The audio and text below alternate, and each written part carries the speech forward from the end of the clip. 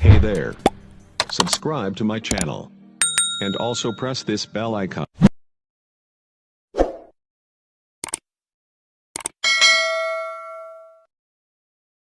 السلام عليكم ورحمة الله وبركاته. كم ناجفتو أبقالي في قداري إلمان رمولا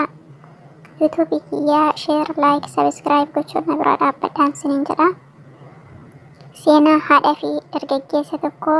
كتايتان واتفوفا نولين ترتي غاري هاتي منا إسا إرباني هنجرو بكا هرمين كي جرتو نياتا قبسو هندن ديني kun sirriidha kun dogongoraa kun yaraadha naan jetteen rakkifti jetteen innis maalan godhaa kun mana harmee kiyyaati callisee harmee koo mana keessaa ari'uu hin danda'u jedheen abbaan manaa haati manaas anaa fi harmee kee keessaa tokko filadhu jetteen galgala sanaa abbaan manaa hagabuu isaa rafee garuu irreemni isa qabuu hin dandeenye turee maalan gochuu qabaa haala kamiin harmee koo yookaan haadha warraa koo keessaa nama tokko filachuu danda'a harmeen koo baay'ee na jaallatti haati manaa koo ammoo bareeddudha nan jaalladha isheen ala jiraachuu hin danda'u jedhee yaadaa ganama haati manaa isaa lamman keenya keessaa nama tokko filattee jettee gaafatte innis anoo lamman keessan filadhee jedheen isiinis lamman keenya keessaa filachuu hin dandeessu kanaafuu haadha kee ajjeesiti anaa fi ati gammachuun jiraannaa jetteen namichis aariidhaan dhiisee gara qotiinsaa deemee guyyaa guutuu waan gochuu qabu itti yaadaa oolee dhuma irratti haati manaa koo sirriidha harmeen koo dulloomtetti kanaafuu gara qileetti geessee qilee keessa buusen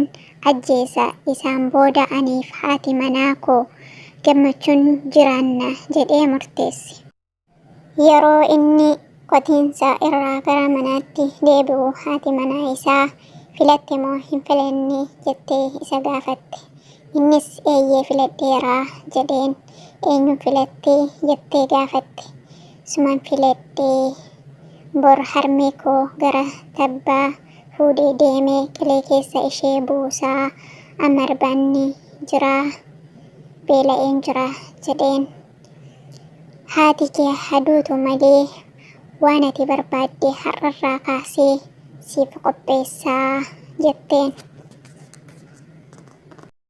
abbaan manaas halkan sanbolee ganama ka'ee harmee isaatiin harmee anaa fi ati gara tabbaa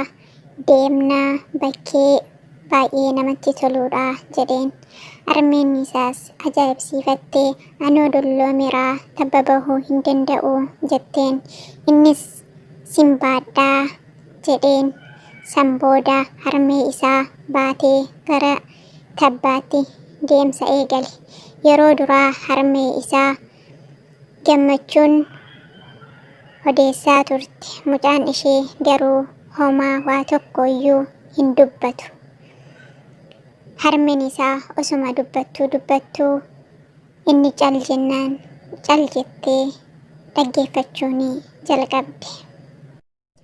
osoo dhuma haadha isaa baatee deemuu dhuma irratti gara fiixee tabbicha irra gahee harmeen isaas mucaa koo ani waan hundaa nan hubadhaa qilee kana irraa ganna darbuudhaafi garuu yommuu na darbattu akka na waliin qilee keessa hin buunee muka qabadhu jetteen